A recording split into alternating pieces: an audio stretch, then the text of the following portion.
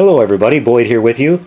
Well, today I'm going to answer a question that's come in several times over the channel here, and just recently I upgraded, so I wanted to show you guys the camera rig that I'm using for shooting my videos. This is a really neat little system that I picked up. I've been using it now for a couple of months, and this is the GoPro Hero 7 Black camera. It's a really sweet little camera. I've got it attached to this extension pole here made by Telesin, and I'll put a link, or I'll put a description of all this and the exact spelling and all this in the description part of the video. But this is a really sweet little setup. You can see it's basically set up here where you can do handheld. You got kind of like a baton. This is all made out, this extension handle here is made out of some really high quality machined aluminum and rubber, and really nicely made, high quality. The camera itself, some of you guys may be familiar with the GoPro series of cameras. When they first came out several years ago, they weren't really that great a quality, and they got kind of knocked around a little bit. People were using them mostly for doing outdoor activities, riding bikes, surfing, snowboarding, stuff like that. But they've really improved these over the years. I think they're up to Hero 9 now. I'm not totally sure on that. But this one's the Hero 7. I picked this up, I guess, like I said, maybe 2 or 3 months ago for under $300, and it's just a beautiful little camera. It's got tons of features. It can shoot video all the way from 480p all the way up to 4K, 120 frames a second, and everything in between. It's got a lot of adjustability. It's got a feature in it called Pro Tune, which if you go on YouTube and look that up, there's a lot of really nice tutorials on how to set this camera up to get the most out of it, depending on the lighting you want to use, depending on the colors you want it to output and everything. So it's just very adjustable. It's got a really easy to use touchscreen interface. The drawbacks about this camera is that it has an internal, its own built-in internal hard drive. So there is a limit to the video recording quality. And of course, that gets lower and lower and lower the higher resolution you go. I'm shooting at 1080p, 60 frames a second, but I've tried it at 2.2K, 120 frames, and it'll shoot about a little over an hour, maybe to an hour and a half of video at the high resolution of 2K, probably about an hour at 4K. But at 1080p, I'm getting a good 2 hours worth of use out of it, and for shooting model building videos out here, that's just fine, because I'll cut it up into segments, and then if I'm going to go longer than that, which would be insane, but if I did, I could just pull all the files off the camera onto the computer, and then clear the camera, and then shoot some more. The other kind of limiting factor it has is that it has a limited battery capacity.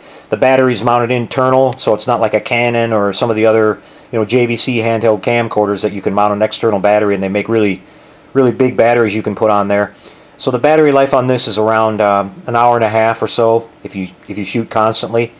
Now what you could do is you can buy, this charges up with a USB.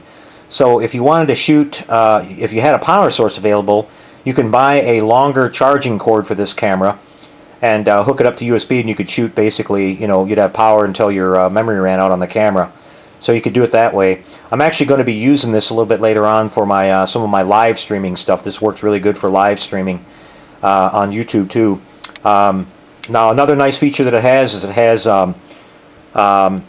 the focus feature on this doesn't have any mechanical moving parts. So like if you're taking it and you're moving around, it has a really good stabilization effect to it. And you can also buy a gyro unit for this that attaches to it, where it's like, almost like the professional Hollywood motion control, where you can move it around and you won't see any movement at all. But it has a really nice feature where, pretty good stabilization.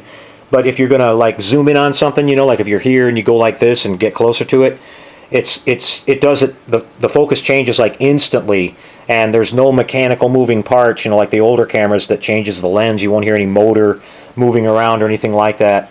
It's really nice.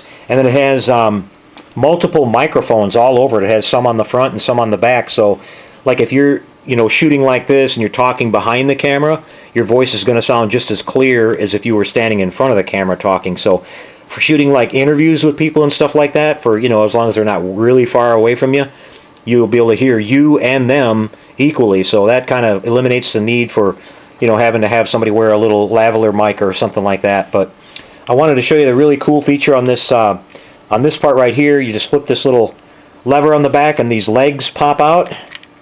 I'll have to kind of lock it here. I'm trying to do this with one hand.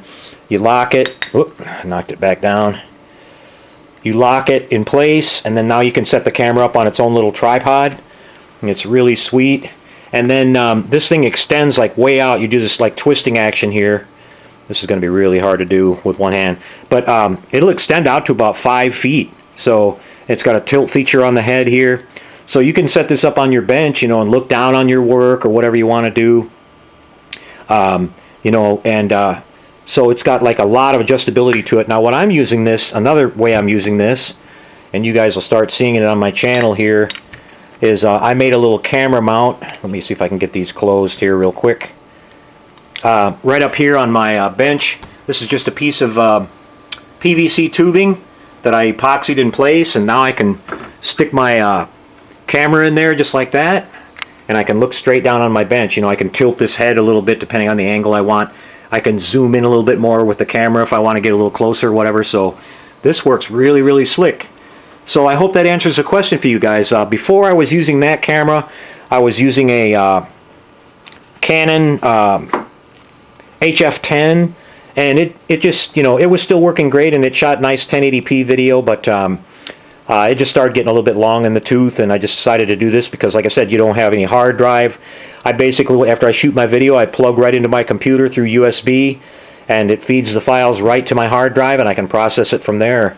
So it's a pretty slick little setup, and really, really happy with it. It shoots beautiful video outdoors and all that too. So you know, like I said, if you're interested in one of these, you can find these. And the latest version of the Hero, it really doesn't have that many more features than this 7 does. So the 7 is pretty much still up to date and everything. It'll do everything that the most recent release is, and the most recent ones are, you know, still pretty expensive. They're around $600 or $700. So if you look around, you can find a good deal on these. Like I said, I got this one for less than $300.